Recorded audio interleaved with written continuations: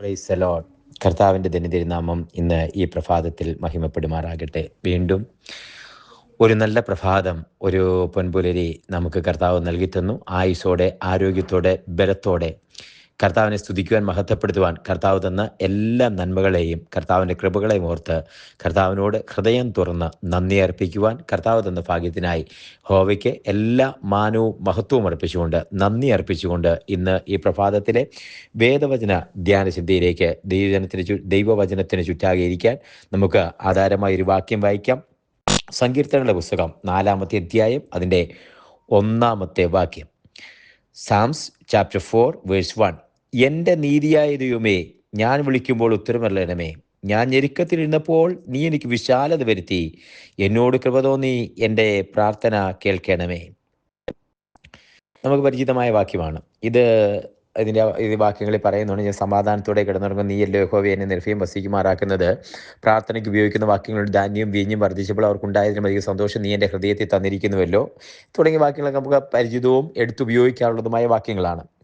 സങ്കീർത്തനങ്ങൾ 4-ാമത്തെ അധ്യായത്തിൽ പറഞ്ഞിരിക്കുന്ന വാക്ക്, ഇതിൻ്റെ തുടക്കത്തിൽ പറയുന്ന വാക്ക്, എൻ്റെ നീതിയായ ദൈവമേ ഞാൻ വിളിക്കുമ്പോൾ ഉത്തരമരുളണമേ. അപ്പോൾ അതിനകത്ത് തന്നെ ദാവീദിൻ്റെ ഒരു സങ്കീർത്തനമാണ്. എവിടെയോ നീതി നഷ്ടപ്പെട്ട ഇടത്ത്, നീതി ലഭിക്കാത്ത ഇടത്ത് നീതി ലഭിക്കാൻ വേണ്ടി ദൈവത്തോട് അപേക്ഷിക്കുന്നതാണ്.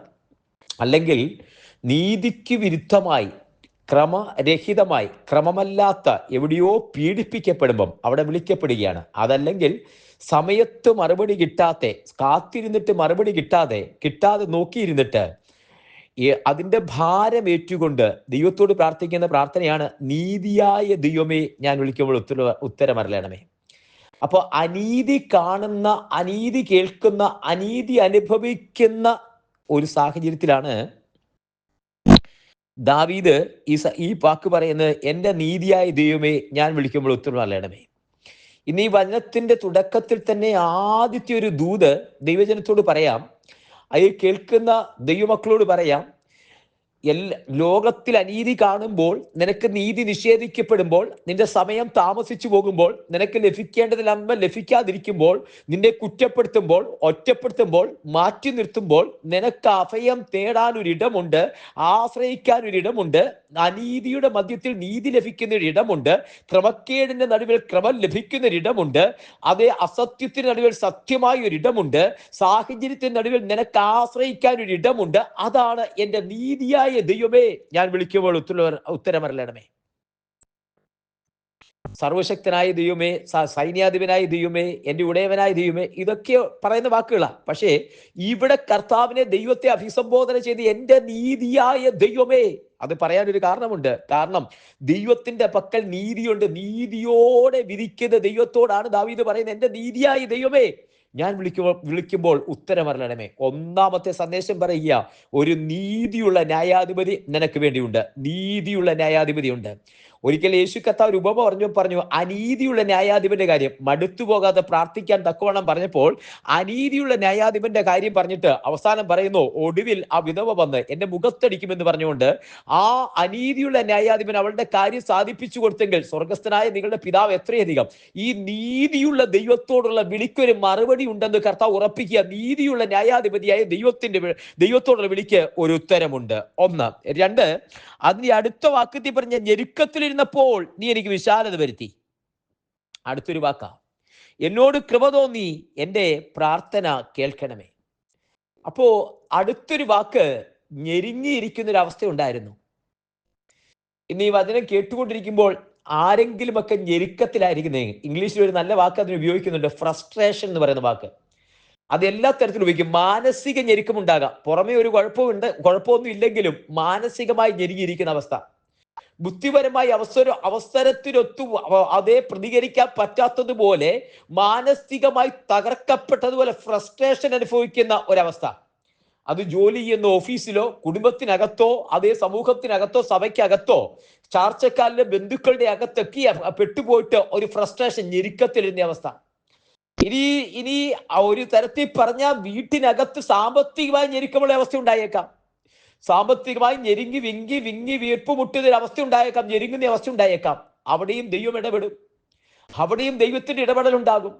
ഞെരുങ്ങിയിരിക്കുകയാണെങ്കിൽ ദൈവം വിശാലതയിലേക്ക് കൊണ്ടുവരും. അതിന് ഒത്തിരി ഒത്തിരി ഉദാഹരണങ്ങളുണ്ട്. ഞെരുക്കത്തിൽ നിന്ന് ദൈവം വിശാലതയിലേക്ക് കൊണ്ടുവന്ന ഒത്തിരി എക്സാമ്പിൾ ഉണ്ട്. ഇയ്യോബിനെ പോലെ ദൈവത്തിന്റെ അല്ലെങ്കിൽ പിശാജ് അവകാശം ചോദിച്ച് പരീക്ഷയ്ക്ക് അകപ്പെട്ട് ഞെരുക്കത്തിരിക്കുന്ന അവസ്ഥ ഉണ്ടാകാം. അതിനും ഒത്തിരി കാലങ്ങളിൽ അതിന് പുറത്തേക്ക് കൊണ്ടുവരും. അബ്രഹാമിനെ പോലെ വാക്തത്വത്തിന് വേണ്ടി കാത്തിരുന്ന് ഞരങ്ങുന്ന അനുഭവം ഉണ്ടാകാം. അതിനും ഒത്തിരി ഒത്തിരി ഒത്തിരി ഒത്തിരി ദൈർഘ്യമില്ല, വേഗത്തിൽ ഞെരുക്കത്തിൽ നിന്ന് വിശാലതയിലേക്ക് കൊണ്ടുവരും. എന്നിട്ട് അടുത്ത വാക്ക് പറയാ, എന്നോട് കൃപ തോന്നി എൻ്റെ പ്രാർത്ഥന കേൾക്കണമേ. എത്ര നല്ലൊരു വാക്കാ, എത്ര നല്ലൊരു വാക്കാ പറയുന്നേ. എന്നോട് കൃപ തോന്നി എൻ്റെ പ്രാർത്ഥന കേൾക്കണമേ. എൻ്റെ നീതിയായ ദൈവമേ, ഞാൻ വിളിക്കുമ്പോൾ ഉത്തരം പറയണമേ. എന്തൊരു ഉറപ്പിലാ പറയുന്നത് ഇന്ന് പ്രഭാതത്തില്. അല്ല, ഈ വചനം കേൾക്കുന്ന സമയത്ത് കുഞ്ഞെ, നിനക്കുറപ്പായി ആശ്രയിക്കാൻ ഇടമുണ്ട്. നീതിയായ ദൈവം നിനക്ക് വേണ്ടി കാത്തിരിക്കുന്നു. നീ വിളിക്കുമ്പോൾ ഉത്തരം അരുളുന്ന ദൈവമുണ്ട്. നിന്റെ വിളിപ്പുറത്ത്, നീ വിളിക്കുന്ന ഇടത്ത് നിനക്ക് വേണ്ടി നീതിയായി വെളിപ്പെട്ടു വരുന്നൊരു ദൈവമുണ്ട്. പുസ്തകം മുഴുവൻ വായിക്കുമ്പോൾ ഉൽപ്പത്തി മുതൽ വെളിപ്പാട് വരെ ഈ നീതിയായ ദൈവത്തെ കാണാം. നീതിയോടെ മാത്രം വിധിക്കുന്ന ദൈവത്തെ കാണാം. നീതിയോടെ മാത്രം.